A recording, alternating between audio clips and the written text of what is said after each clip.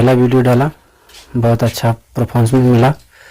आइए समझते हैं आप सम संख्या, विषम संख्या, भाज्य संख्या जिसे हम रूढ़ संख्या भी कहते हैं, और अभाज्य संख्या के बारे में।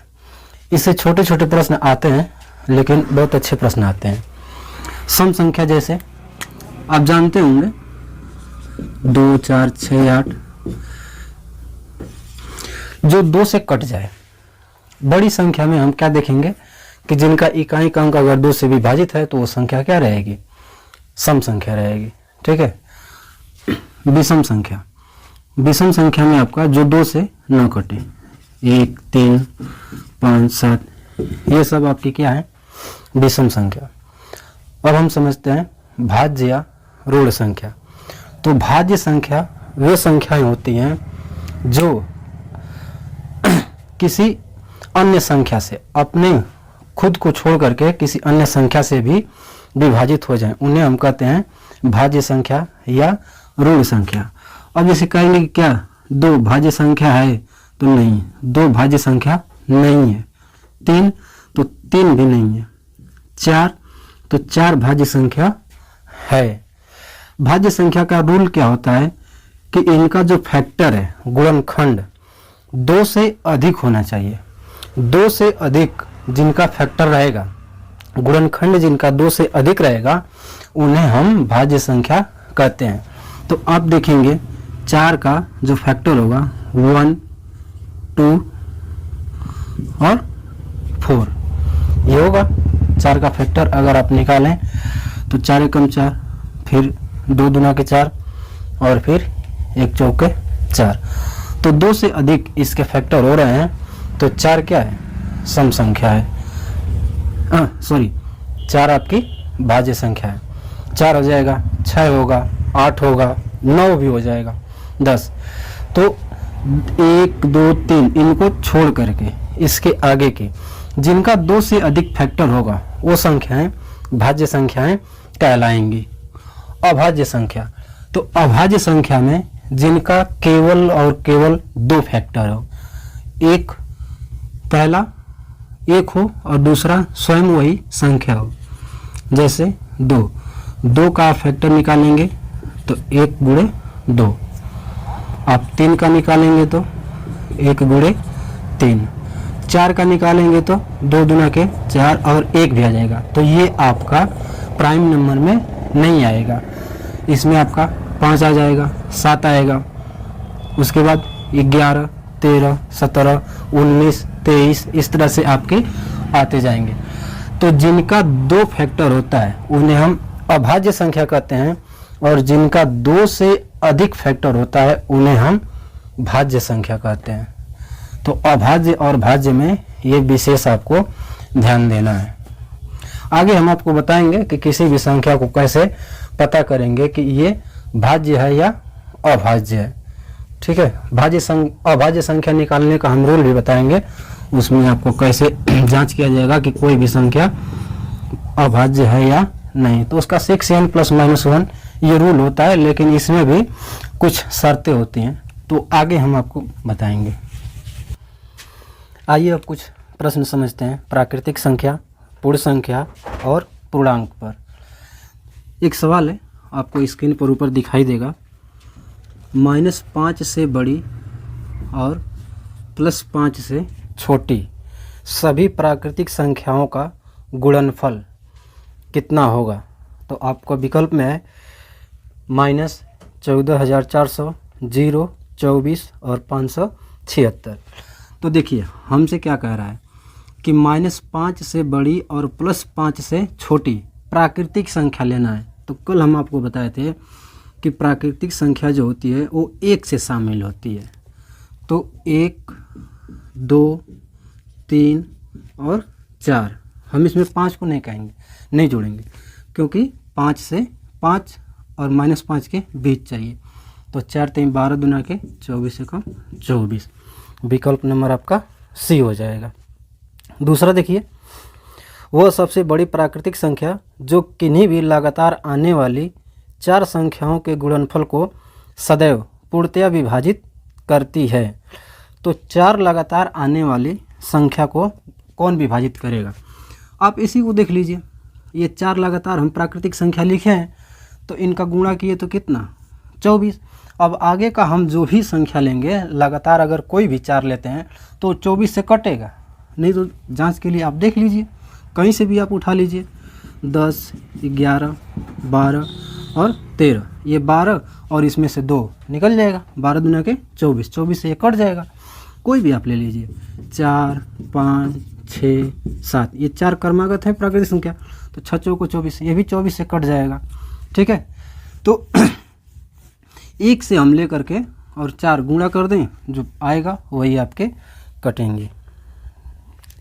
तीसरा सवाल, यदि 3 क्रमागत पूर्णांकों का गुणनफल 120 हो तो बताएं कि पूर्णांकों का योग कितना होगा।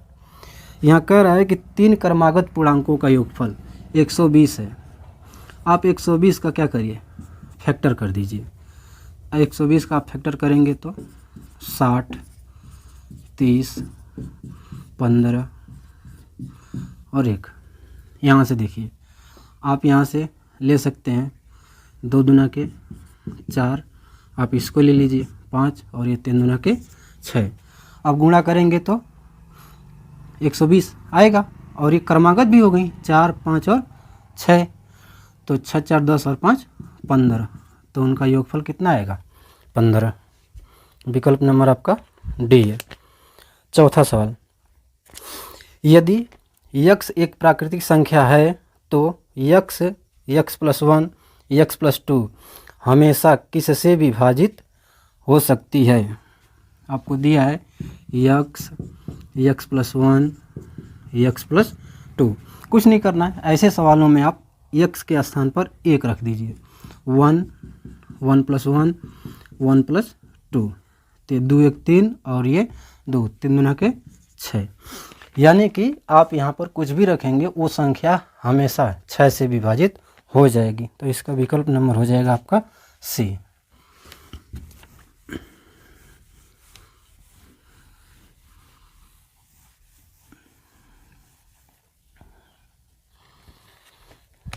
पांचवा प्रश्न, पांचवा क्या कह रहा है, -100 तथा +100 के बीच कितने पूर्णांक आते हैं। तो देखिए, -100 और +100 के बीच हमें पूर्णांक निकालना है, तो -100 और इस +100 इनको हम छोड़ देंगे। आप अगर बीच में 0 को रखिए तो इधर -1 और इधर +1, तो 1 से लेकर 99 तक, 99 इधर हो गए, और -1 से लेकर के -99 तक, 99 इधर हो गए, तो 99 और 99 ये हो गया 198, और 0 भी तो एक हमारा पूर्णांक है, तो ये कितना हो गया 199। देखिए, कल हम आपको बताए थे कि 0 न ही धनात्मक पूर्णांक है और न ही ऋणात्मक पूर्णांक है, तो ये ऋणात्मक और धनात्मक पूर्णांक नहीं है, लेकिन ये उदासीन पूर्णांक है, तो पूर्णांक में ये शामिल होगा, लेकिन कहेंगे क्या धनात्मक पूर्णांक है, तो नहीं, ऋणात्मक पूर्णांक तो नहीं, ये उदासीन पूर्णांक है। पूर्णांक की बात करेगा तो पूर्णांक में ये शामिल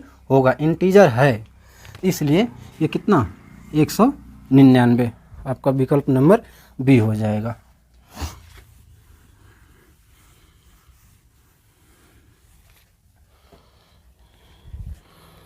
छठवां, सबसे बड़ी ऋणात्मक संख्या क्या है। तो देखिए, इसमें सबसे बड़ी संख्या पूछ रहा है, आपको 4 विकल्प दिया गया है, -1, -1000, -10,000, और तो देखिए माइनस में जो भी रहे, माइनस में ये सभी संख्याएं छोटी हैं और ये आपका बड़ी है, तो -1 इसमें हो जाएगा। 7वां प्रश्न, 17 करोड़ में कितने शून्य होंगे। देखिए, ये आपका RRC 2014 में आया हुआ प्रश्न है, बहुत आसान है। तो 1 करोड़ में आपके 7 शून्य होते हैं, तो 17 करोड़ उसमें भी 7 शून्य ही होगा, तो इसका आपका हो जाएगा 7वें का कितना 7 शून्य, 70 होंगे। गणित का चिन्ह सिग्मा, देखिए सिग्मा का मतलब जानते ही हैं, आपका क्या ऐड करना होता है, जोड़ना, विकल्प नंबर बी हो जाएगा। ठीक है, अगला प्रश्न 9वां, अब चलते हैं सम और विषम संख्या पर। अभी हम आपको बताएं सम और विषम संख्या के बारे में। 9वां प्रश्न है,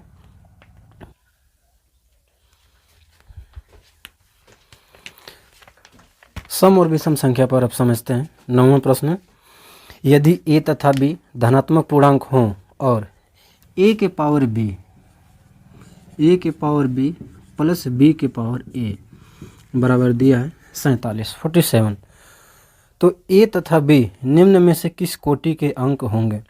कह रहा है कि दोनों विषम, एक सम तथा एक विषम, दोनों अभाज्य, एक अभाज्य तथा एक भाज्य। देखिए ऐसे प्रश्नों में कुछ नहीं, आप यहाँ अगर कुछ भी आप रखेंगे तो 47 नहीं आएगा। जैसे देखिए एक तो रख नहीं सकते हैं क्योंकि एक के पावर एक रखेंगे तो एक और एक 2 आएगा, 47 हमें लाना है। तो अगर आप यहाँ 2 लें और यहाँ 2 तो 2 के पावर 2 4 और ये 4 8 होगा नहीं। अब आप एक 2 लीजिए और एक 3 लीजिए तो यहाँ हो जाएगा 3 के पावर 2, ये हो गया 8 और ये हो गया 9 17 नहीं आएगा। आप और कुछ लीजिए, आप 3 के पावर 4 करेंगे या 4 के पावर 3 तो ये तो इससे ज़्यादा हो गया। तो ऐसे सवालों में कुछ नहीं करना है, आप एक इसमें से किसी एक को 1 मान लीजिए और b को आप क्या मान लीजिए, यही मान लीजिए 47। रुक जाइए, ऐसे नहीं, ये आप मान लीजिए इसको 46 और यहाँ मान लीजिए 46 के पावर 1, 1 के पावर 46 ये हो गया 1 और ये 46 और एक 47। तो इसमें क्या देख रहे हैं, एक आपका विषम संख्या और 46 आपकी सम संख्या। तो कौन सा हो जाएगा, विकल्प नंबर बी, एक सम तथा एक विषम। यानी कि ए और बी में एक संख्या आप सम लेंगे और एक विषम लेंगे। ठीक है।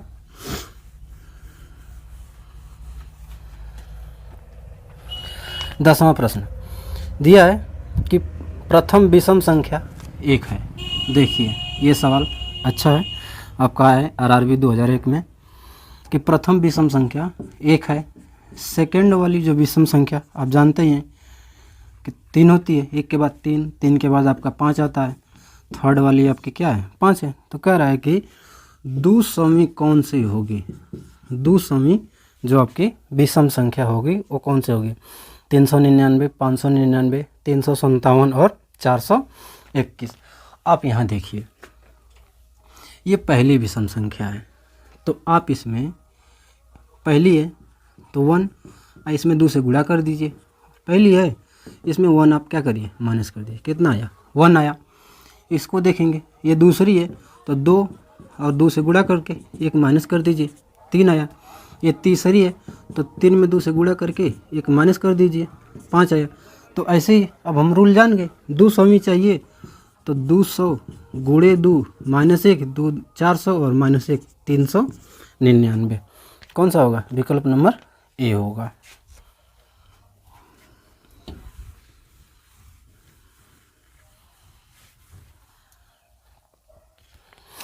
ग्यारह नंबर दिया है कि x धन सम पूर्णांक है और y ऋण विषम पूर्णांक है तो x के पावर y।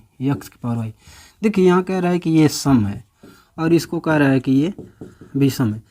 तो यहाँ कोई बात नहीं, आप सम के पावर कुछ भी रखेंगे तो ये हमेशा क्या आएगा, सम ही आएगा। ठीक है, विकल्प नंबर आपका क्या हो जाएगा, बी हो जाएगा, सम पूर्णांक। 12 नंबर, 2 क्रमागत विषम पूर्णांकों के वर्गों का अंतर हमेशा किससे विभाज्य है। 2 क्रमागत विषम पूर्णांक लेने के लिए कह रहा है तो क्रमागत अंतर कह रहा है तो हम 3 ले लेते हैं और एक वर्ग का अंतर 9 माइनस 1 8 आया। फिर और देख लेते हैं कोई, तो 5 का वर्ग और माइनस 3 का वर्ग तो 25 माइनस 9 ये 16 आ जाएगा। ऐसे ही 7 का वर्ग और 3 का वर्ग तो 49 और ये 9 कितना है 40। देख रहे हैं 8 दूनी 16 8 पे 40, यानी कि किसी भी क्रमागत 2 विषम पूर्णांकों के वर्गों का अंतर सदैव किससे विभाजित होगा, 8 से। विकल्प नंबर आपका सी हो जाएगा।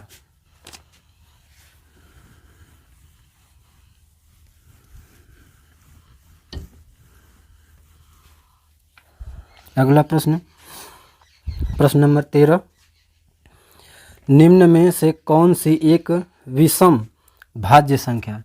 तो विषम भाज्य संख्या चाहिए ना, तो 12 जो है ये आपकी सम संख्या है, विषम चाहिए तो 15 आपकी भाज्य संख्या है, इसका फैक्टर आपका 3 होगा, 5 होगा और 1 होगा। 2 से अधिक फैक्टर है तो ये आपकी क्या हो गई, भाज्य संख्या हो गई। 14, यदि x एक सम संख्या है तो अगली विषम संख्या, x एक सम संख्या है तो हमको विषम चाहिए तो 1 जोड़ देंगे। हम आपको कल बताए थे प्राकृतिक संख्या में कि प्राकृतिक संख्या में आपका 1 का अंतर होता है, 1 2 3 4 5 ऐसे करते हुए, तो ये सम है, सम के बाद विषम 1 जोड़ देंगे तो ये आपकी सम है, 1 जोड़ देंगे विषम आ जाएगा आपका। 15, x और y 2 सम संख्याएं हैं तो निम्नलिखित विकल्पों में से विषम संख्या, देखिए x और y ये आपकी सम संख्या है, तो जब हम 2 सम संख्याओं को जोड़ते हैं तो हमें सम संख्या ही आएगा। 2 इवन नंबर का जो ऐड होता है वो हमेशा क्या होता है, इवन नंबर ही होता है। तो हमें पूछ रहा है कि कौन ऑड होगा, तो कुछ नहीं, बस इसमें +1 कर देंगे, यानी कि x + y + 1, विकल्प नंबर सी हो जाएगा। 16 नंबर प्रश्न, यदि a और b विषम संख्याएं हों तो बताएं कि निम्नलिखित में से सम संख्या कौन सी होगी। तो a और b विषम संख्या है, तो विषम संख्या, विषम और विषम हम जोड़ देते हैं तो हमें क्या मिलता है, सम मिलता है। तो a + b जो होगा वही क्या होगा, आपका सम संख्या होगा।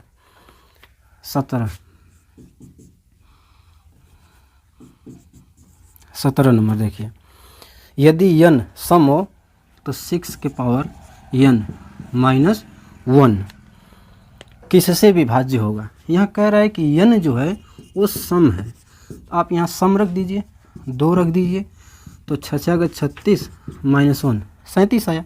आप 3 रख लीजिए तो कितना, 6 × 36, 6 का घन 216, और 216 में से 1 आपका जाएगा 215, ये भी आपका 37 से है विभाज्य, तो ये आपका क्या हो जाएगा, 37। ठीक है। 18 नंबर है कि धनात्मक विषम पूर्णांकों x और y के लिए निम्नलिखित कथनों पर विचार कीजिए। विषम पूर्णांक है x और y, देखिए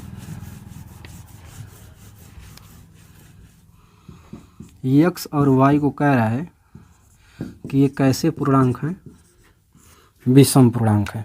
ठीक ना। तो पहला विकल्प आपका दिया है क्या, कि x² + y², ये एक सम पूर्णांक होगा। दूसरा कह रहा है कि x² + y² ये 4 से विभाज्य है, तो इसको तो हम कह नहीं सकते हैं। लेकिन यहाँ देखिए, अगर ये दोनों क्या हैं, विषम है, तो विषम एक जगह 3 ले लीजिए, एक जगह 5 ले लीजिए, इसका स्क्वायर करिए 9 और इसका करिए 25, 25 9 जोड़ेंगे तो कितना आपका 34, ये क्या है, सम है, यानी कि कथन नंबर पहला क्या है, सत्य है। तो केवल पहला विकल्प नंबर ए। ठीक है, रहने देते हैं। आप आज के लिए इतना ही, बाकी अब नेक्स्ट वीडियो में और सवाल के साथ मौजूद होंगे। धन्यवाद।